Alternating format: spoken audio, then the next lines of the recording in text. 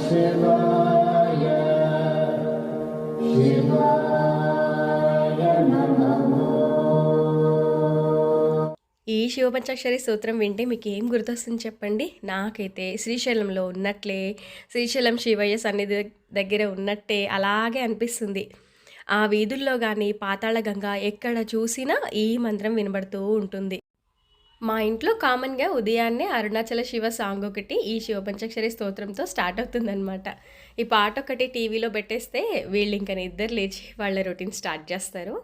నేనేమంటే పూజ అవ్వగానే ఒక మంచి అల్లం టీ తాగేసి వంటగదిలోకొచ్చేసా.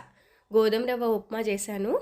ముందు రోజు చూపించాను గదా కాకరకాయ కారం, అది వేసి ఇంకా కొంచెం నెయ్యి వేసి పిల్లలకి తినిపించేస్తా. లంచ్ బాక్స్ కోసం అని చెప్పి టమాటా రైస్ చేశాననమాట. తొందరగా అయిపోతుంది ఒకటి, నాకు వెజిటబుల్స్ అందుబాటులో లేకుండే అందుకనమాట. అదే వీళ్ళని తినమన్నాననుకోండి 2 స్పూన్లు తినేసి వెళ్ళిపోతారు. నా మనసు ఒప్పదు.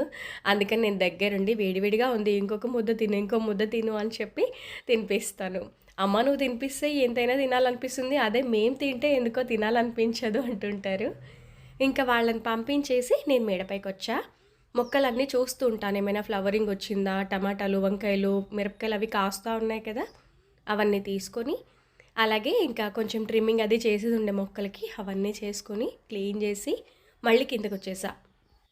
ఇలా ఒక రోజులో ఉదయం నుంచి సాయంత్రం వరకు పైకి ఎక్కడం, దిగడం ఎన్నిసార్లు జరుగుతాయో.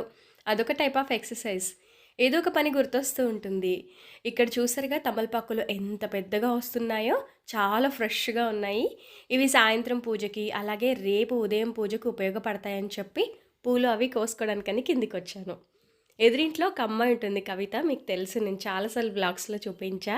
వాళ్ళ చిన్నోడనమాట. 8 మంత్స్ బాయ్. చాలా అలవాటు. చాలా బాగా దగ్గరికొస్తాడు. అందరి దగ్గర ఉంటాడు. మంచిగా అనిపిస్తది వాడితో ఉంటే. డైలీ వన్స్ అయినా ఆ బాబుని ఎత్తుకోవడం నాకు అలవాటు.